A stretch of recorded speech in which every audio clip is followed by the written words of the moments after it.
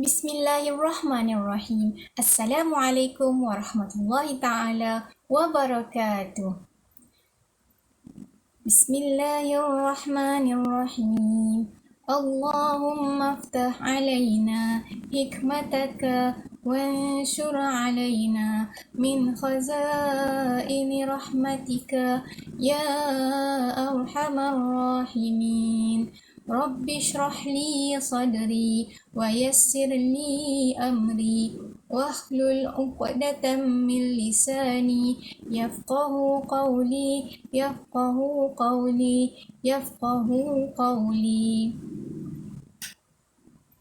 Rabbi ighfir lana dhunubana wa liwalidina warhamhum kama rabbawna shighara. Wa sallallahu ala sayyidina Muhammad wa ala alihi wa sahbihi wa barak wa sallam. Walhamdulillahi rabbil alamin. Pelajaran 17, rukhsah. Rukhsah. Rukhsah. Rukhsah, anugerah daripada Allah. Rukhsah, anugerah daripada Allah. Apa itu rukhsah, kelas? Dari segi bahasa, rukhsah ialah mudah dan ringan. Mudah dan ringan. Mudah dan ringan. Apa yang mudah? Apa yang ringan?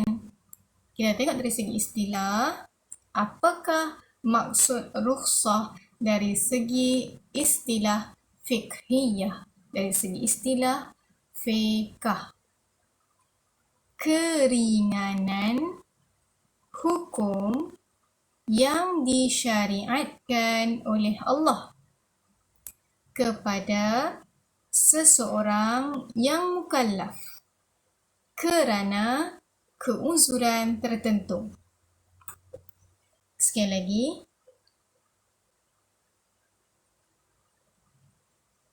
komponen 1, keringanan yang Allah syariatkan. Komponen 2, kepada orang yang mukallaf. Komponen 3, kerana keuzuran tertentu. Sekali lagi, rukhsah ialah keringanan hukum yang Allah beri. Allah beri kepada siapa? Seseorang yang mukallaf. Kenapa Allah bagi keringanan dalam beribadah? Kenapa Allah beri keringanan hukum kepada orang yang mukallaf ni? Kenapa Allah beri keringanan hukum kepada orang yang mukallaf ini? Disebabkan oleh keuzuran yang tertentu. Baik. Kalau susah hafal maksud dia, ingat. Kelonggaran yang Allah beri kepada kita. Okey? Kelonggaran yang Allah beri kepada kita. Okey? Kelonggaran yang Allah beri kepada kita. Kenapa Allah beri kelonggaran dalam menunaikan syariat? Kenapa Allah beri kita kelonggaran dalam beribadah? Kenapa Allah beri kita kelonggaran dalam melaksanakan syariat Allah? Kerana terdapat keuzuran. Sama ada keuzuran itu datang daripada diri kita sendiri ataupun keuzuran itu datang daripada sekeliling kita. Okey? Sekali lagi, apa tu rukhsah? Rukhsah ialah sebuah bentuk keringanan. Ya, rukhsah ialah sebuah bentuk keringanan yang Allah beri kepada kita, kepada kamu dan kepada siapa sahaja hamba Allah di muka bumi ini. Okey, rukhsah ialah keringanan yang Allah beri kepada kamu, kepada saya dan kepada siapa sahaja. Keringanan dalam apa? Keringanan dalam melaksanakan syariat. Keringanan dalam beribadah dan seumpamanya. Kenapa Allah beri kamu keringanan dalam ibadah? Allah tidak seriuskah dalam menyuruh kita sembahyang? Okay, apabila Allah mensyariatkan sesuatu, Allah tidak seriuskah dalam mensyariatkan sesuatu? Kenapa? Kenapa kita boleh sembahyang 2 rakaat, sedangkan sembahyang tu 4 rakaat. Kenapa kita boleh bertayamum kalau mau solat, sedangkan untuk solat kita mesti ambil wuduk? Kenapa Allah beri kelonggaran dalam syariat Islam kepada kita? Kerana keuzuran yang sama ada datang daripada kita sendiri ataupun mungkin datang daripada sekeliling kita. Baik, takrif rukhsah cukup sampai di situ. Okey, sekarang kita akan lihat apa hikmahnya Allah beri rukhsah. Apa hikmahnya Allah beri kelonggaran dalam beribadah. Maksud kelonggaran dalam beribadah, okey, bukannya okey, hari ni tak payah sembahyang. Okey, besok. Baiklah, hari ni kita sembahyang. Okey, lusa tak payah sembahyang. Okey, tulat mari sembahyang. Bukan itu yang dimaksudkan dengan kelonggaran dalam beribadah. Maksud kelonggaran dalam beribadah ialah kita akan go through satu persatu. Ya, kita akan go through satu persatu. Kamu akan belajar 3 perkara dalam rukhsah anugerah daripada Allah. Kamu akan belajar 3 perkara dalam rukhsah anugerah daripada Allah. Unit 1, kamu akan belajar cara-cara menyapu balutan. Okey, menyapu balutan ni biasanya berlaku kepada orang yang aksiden atau mungkin berlaku kepada orang yang mempunyai penyakit kulit dan sebagainya, ya.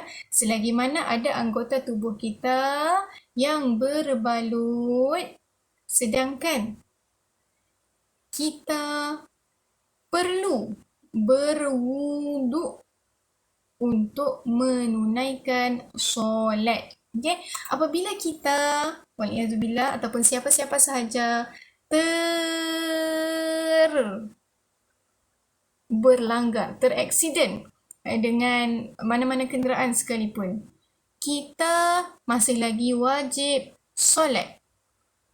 Kita masih lagi wajib solat walaupun tangan kita bersimen. Sekali lagi, walaupun seseorang itu aksiden, walaupun seseorang itu ditimpa kemalangan, dia dan tangannya bersimen, dia masih lagi wajib solat. Okey? Ustazah, mana boleh solat? Dia aksiden, tangan dia berbalut. Macam mana dia mau ambil air semayang? Ya, di sinilah Allah perkenalkan, Allah ajarkan kepada kita apa itu rukhsah. Rukhsah yang dimaksudkan di dalam unit 1 ialah menyapu balutan. Ya, cara lain untuk menggantikan wuduk ataupun cara lain untuk menggabungkan wuduk ialah dengan tayammum. Okey, solat tetap solat. Kewajipan tetap kewajipan. Apapun yang terjadi kepada kamu, kamu wajib sembahyang. Walaupun baru lepas aksiden dan tangan kamu berbalut, kamu tetap wajib sembahyang. Baik, unit 1 kamu akan belajar rukhsah, ya, keringanan. Bagaimana Allah meringankan syariat yang sepatutnya kamu lakukan. Bagaimana Allah ajar kepada kita, bagaimana Rasulullah ajar kepada kita cara-cara, okey, ataupun keringanan dalam syariat Islam. Baik, unit yang kedua kamu akan belajar solat jamak dan solat qasar. Salah satu rukhsah, salah satu keringanan yang Allah beri kepada kita umat Islam ialah solat jamak dan solat qasar. Okey? Solat zuhur 4 rakaat, solat asar 4 rakaat, solat isyak 4 rakaat. Kamu boleh solat zuhur, asar, isyak 2 rakaat sahaja. Bila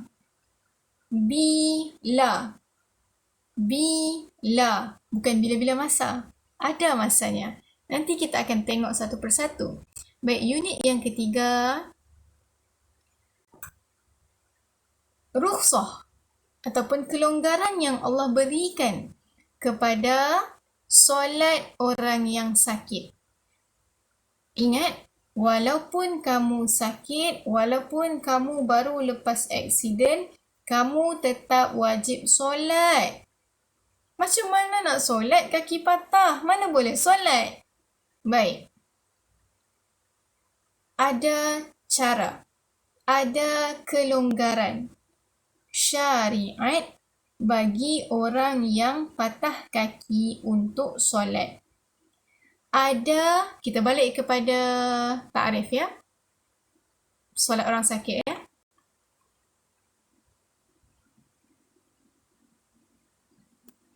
Ada keringanan. Ada keringanan hukum yang disyariatkan oleh Allah. Ada rukhsah yang Allah berikan kepada orang yang mukallaf kerana patah kaki. Ada keringanan dalam solat orang yang patah kaki. Ada keringanan dalam solat.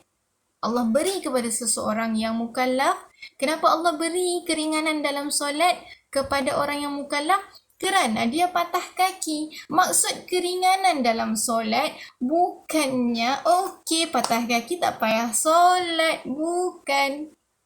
Keringanan. Allah beri rukhsah. Allah beri kemudahan. Sedikit kemudahan dalam solat. Allah beri kelonggaran dalam solat kepada orang yang mukallaf. Kenapa Allah beri kelonggaran solat kepada orang ni? Kerana kaki dia patah. Bukan kelonggaran tu maksudnya okey tak payah solat, tetapi maksudnya ialah nanti kita akan belajar pada unit yang ketiga. Baik, hari ini terlebih dahulu kita akan lihat apa hikmah rukhsah dalam solat. Hikmah Allah berikan rukhsah dalam ibadah ni ialah membuktikan betapa solat itu penting. Membuktikan betapa solat itu penting. Dalam apa keadaan sekalipun, dalam apa kesusahan sekalipun, patah kaki ke, tiada air ke, apa ke, itu ke, ini ke, kita tetap wajib solat. Kita tetap bertanggungjawab untuk solat. Okay, apa hikmah rukhsah? Membuktikan kepada kita betapa pentingnya solat. Solat itu tanggungjawab, walaupun kaki patah tetap wajib solat. Apabila Allah memberikan rukhsah, itu membuktikan bahawa benda itu sangat penting dan tidak boleh tidak dilaksanakan. Mesti dilaksanakan. Apa lagi rukhsah? Apa lagi hikmah Allah berikan rukhsah dalam ibadah? Supaya seseorang itu dapat melaksanakan ibadah mengikut kemampuan masing-masing. Okey? Maksud melakukan ibadah mengikut kemampuan masing-masing, kita tak mampu solat zuhur 2 rakaat. Kita mampu solat zuhur 4 rakaat. Silakan solat zuhur 2 rakaat. Tapi bukan sembarangan orang boleh solat zuhur 2 rakaat. Ada masanya. Jadi kemampuan seseorang tu ialah menunaikan solat zuhur 2 rakaat. Bukan 4 rakaat. Itu kemampuan dia. Jadi bila orang ini dibolehkan solat zuhur 2 rakaat? Bila? Ketika berlaku keuzuran tertentu. Ketika ada perkara ataupun sebab yang tidak dapat dielakkan. Okey? Yang ketiga, merasai kasih sayang Allah. Allah tidak kejam terhadap kita. Jika kita tidak mampu solat zuhur 4 rakaat, Allah kasih, Allah sayang kepada kita. Allah benarkan kita solat zuhur 2 rakaat. sayangkan Allah dengan kita, Allah benarkan kita solat zuhur 2 rakaat. Tapi bukan sukati-sukati boleh solat zuhur 2 rakaat. Ada masanya bila ada keuzuran. Apakah keuzuran tersebut? Kita akan bertemu dalam kelas yang akan datang. Untuk yang hari ini, kita akan belajar menyapu balutan. Okey? Apa yang dimaksudkan dengan menyapu balutan? Tangan kita ataupun kaki kita. Kaki kita ada simen. Kaki kita ada simen. Maklumlah, nakal. Kaki kita ada simen. Baik, apa maksud menyapu balutan? Menyapu air ke atas pembalut luka bagi menggantikan wuduk untuk membolehkan ibadah seperti solat dilaksanakan. Perbuatan ini untuk mengelakkan kemudaratan sebelum luka sembuh. Okey. Apakah hukum menyapu balutan? Wajib ketika berwuduk dan mandi wajib. Sebagai ganti membasuh atau menyapu anggota wuduk yang sakit.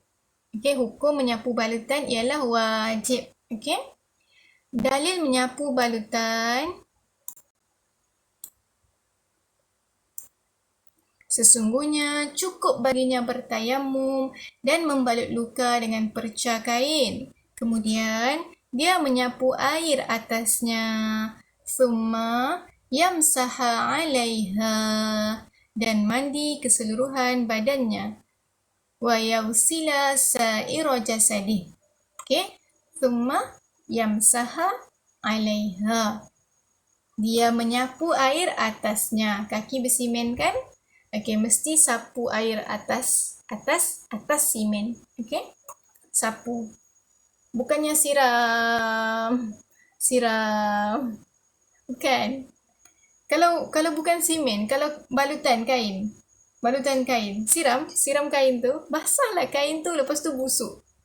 Sudah busuk lah, makin lambatlah kering luka kita. Jadi sapu balutan dengan air ya. Tangan kita basah, sapu balutan. Alright.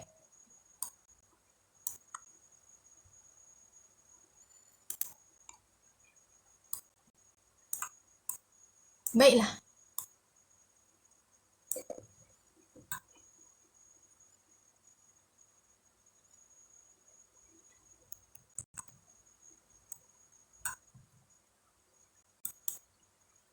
Baik, sebelum kita belajar bahagian ni ataupun sebelum kita belajar muka surat yang seterusnya, okey, mari kita sama-sama ulang kaji apa-apa dia anggota wuduk. Ya, apa-apa dia anggota wuduk. Ada anggota wuduk yang merupakan rukun ataupun wajib. Ada anggota wuduk yang merupakan sunat wuduk. Okey, rukun dengan wajib ni apabila kita berwuduk dan kita tidak menyempurnakan bahagian ataupun anggota wajib wuduk, wuduk kita tidak sah. Okey, sekali lagi ya. Anggota wuduk terbahagi kepada wajib dan sunat. Ada anggota yang wajib diwudukkan dan ada anggota yang sunat diwudukkan. Anggota yang wajib wuduk apabila tidak dilakukan dengan sempurna, wuduk kita tidak sah. Okey, mesti diwudukkan. Sementara anggota sunat wuduk, jika tidak dilaksanakan, wuduk kita masih lagi sah. Baik, apa-apa dia anggota wuduk tersebut ya? Kita mulakan dengan yang sunat dulu. Kita mulakan dengan yang wajib dulu ya. Anggota wajib wuduk ialah pertama, muka. Wajib wuduk muka. Muka ialah anggota wajib wuduk. Yang kedua, tangan. Hujung sini sampai hujung sini. Lebih siku pun tak ada masalah. Okey? Anggota wuduk yang ketiga ialah sedikit bahagian kepala. Sedikit bahagian kepala. Bukan satu kepala. Okey? Yang satu kepala tu sunat. Itu pun bagi lelaki sahaja. Okey, anggota wuduk. Anggota wuduk yang keempat ialah kaki. Cukup 4, settle, selesai. Sekali lagi, anggota wajib wuduk, muka, tangan, kepala, sebahagian kepala, kaki. Cukup 4 anggota wuduk, kamu sudah dikira sempurna wuduk. Okey, adapun bahagian-bahagian yang tidak dinyatakan sebentar tadi, okey, ialah sunat. Maksud sunat ni, bila kamu tidak lakukan ataupun apabila kamu lakukan tapi tidak sempurna, wuduk kamu masih lagi sempurna, masih lagi diangkat, masih lagi diterima oleh Allah. Okey? Tapi 4 anggota ni, jika tidak sempurna, muka, tangan, kepala, kaki, jika tidak sempurna, maka wuduk kamu tidak diterima. Bila wuduk kamu tidak diterima, apa efek dia? Apa kesan dia? Solat kamu juga tidak diterima. Okey? Bila solat kita tidak diterima, kesan yang seterusnya apa? Okey? Baik. Sebelum kita belajar muka surat ni, kita perlu tahu anggota wuduk terlebih dahulu. Anggota wuduk ada 4 sahaja, okey? Anggota wuduk ada 4 sahaja, anggota wuduk ada 4 sahaja. Kita berbicara tentang yang wajib-wajib ya. Yang sunat tu tidak masuk di sini ya. Anggota wuduk ni ada 4 sahaja. Baik. Kotak yang pertama. Sebahagian kecil anggota wuduk tidak boleh kena air. Anggota wuduk ada 4. Kemudian kamu ada sedikit luka di kaki. Sikit lah. Sikit je. Luka tu sikit je di kaki. Termasuk paku contohnya. Termasuk paku. Semua kaki ke yang masuk paku? Paku tu kan, boleh bayangkan juga kan saiz paku macam mana kan? Paku masuk dekat kaki tu sikit je. Okey lah. Mungkin yang masuk kaki kamu tu paku bengkok.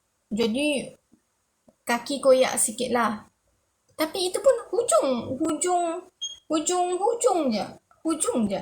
Bukan semua kaki. Okey, bukan keseluruhan kaki. Sebahagian kaki.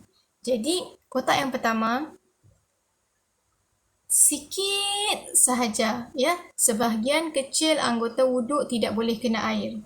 Okey. Kotak yang kedua, anggota wuduk ada berapa? 4. Anggota wuduk ada berapa? 4. Anggota wuduk ada berapa? 4. Baik. Muka, tangan, kepala. Tidak boleh kena air. Kaki je yang boleh kena air. Kaki sahaja yang boleh kena air. Yang lain semua tidak boleh kena air. Okey? Sebahagian besar tidak boleh kena air. Yang tadi sebahagian kecil tidak boleh kena air. Okey, kotak yang ketiga. Seluruh anggota wuduk tidak boleh terkena air. Seluruh anggota wuduk tidak boleh terkena air. Malahan kena tanah pun tidak boleh. Okey? Okey, yang depan ni kita tidak boleh kena air, tapi kita ada solusi. Apa solusi dia? Bertayamum. Bertayamum. Okey? Bukan bertayamum sahaja, tetapi wuduk plus tayamum. Wuduk plus tayamum. Okey. Tetapi apabila yang kategori yang 3 ni, sepatutnya dia bertayamum. Tetapi doktor cakap dia tidak boleh tayamum. Apa yang mesti dia lakukan? Okey, pelan-pelan. Kita go through satu persatu. Baik.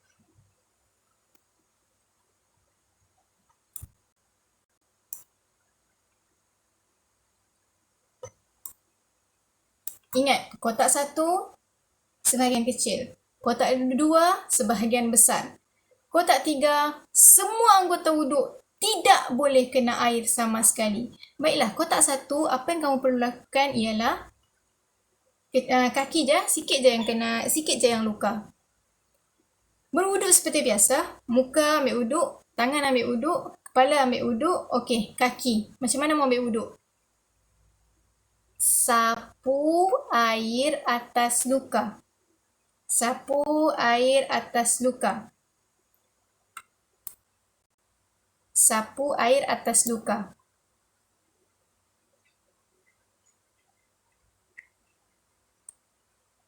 Tunaikan solat seperti biasa dan tidak perlu qada selepas sembuh. Okey? Tidak perlu qada. Solat macam biasa. Baik. Yang kedua, kotak yang kedua. Sebahagian besar anggota wuduk tidak boleh kena air.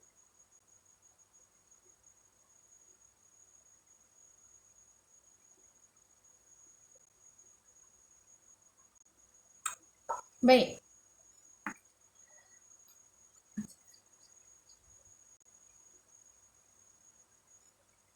Bahagian yang boleh berwuduk, wudukkan. Tetapi kamu tahu kan wuduk kamu tidak sempurna sebab ada anggota yang tidak boleh kena air. Jadi apa yang kamu perlu lakukan sekarang ialah bertayamum. Okey? Bertayamum. Okey? Selepas bertayamum, solat seperti biasa, solat seperti biasa, solat seperti biasa. Baiklah yang ketiga. Seluruh anggota tidak boleh kena air. Seluruh anggota wuduk tidak boleh kena air. Jadi kamu boleh terus bertayamum. Kamu boleh terus bertayamum. Alamak, tiba-tiba ada pengesahan daripada doktor yang menyatakan, oh, dia ni tidak boleh kena tanah ni. Kena tanah pun tak boleh ni, bahaya. Contohnya ada orang menjadi mangsa kebakaran. Seluruh anggota tubuh, seluruh anggota wuduk dia melecur. Jadi seluruh anggota tubuh dia tidak boleh ditayamumkan. Melecur, kaki melecur. Jadi seluruh anggota wuduk dia tidak boleh kena air. Kemudian mau tayamum pun, macam mana kita tahu kan tayamum muka dengan tangan, mau tayamum pun tidak boleh. Jadi apa yang boleh dilakukan ataupun apa rukhsah yang Allah berikan kepada orang ni? Solat tanpa mengangkat hadas. Solat tanpa mengangkat hadas. Solat tidak perlu ambil wuduk dan tidak perlu bertayamum. Okey? Dan solat dia tidak perlu diqada, tidak perlu ganti. Yang penting solat. Lihat bagaimana Islam menyusun kelonggaran ataupun keringanan dalam beribadah. Tak payah solat ambil wuduk dengan syarat. Betul-betul uzur. Yang muka melecur, kepala melecur, tangan melecur, kaki melecur, boleh solat tanpa wuduk. Tapi janganlah minta, ya Allah aku mau solat tanpa wuduk. Nanti itulah itulah perkara ataupun sakit yang terpaksa dihadapi kalau tak mau solat tanpa wuduk. Kalau tak mau solat tanpa wuduk. Kalau tak mau solat. Okey. Baik ya. Kita beralih kepada muka surat yang seterusnya. Anggota wuduk beralih kena air.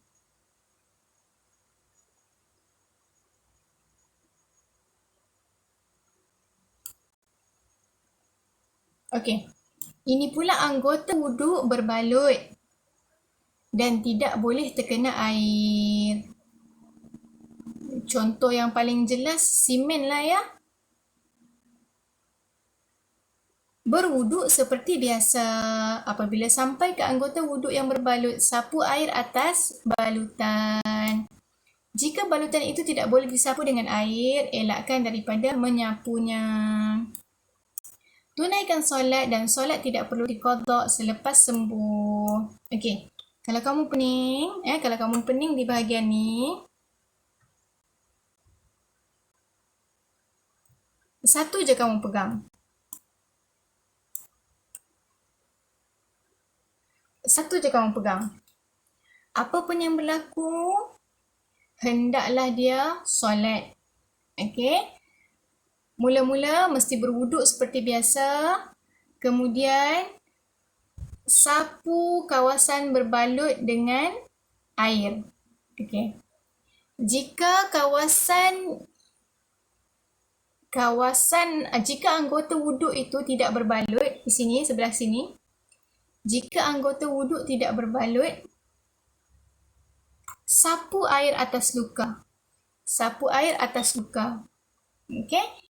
Yang ini berbalut. Sapu air atas balutan. Sapu air atas balutan. Yang ni sapu air atas luka. Okey?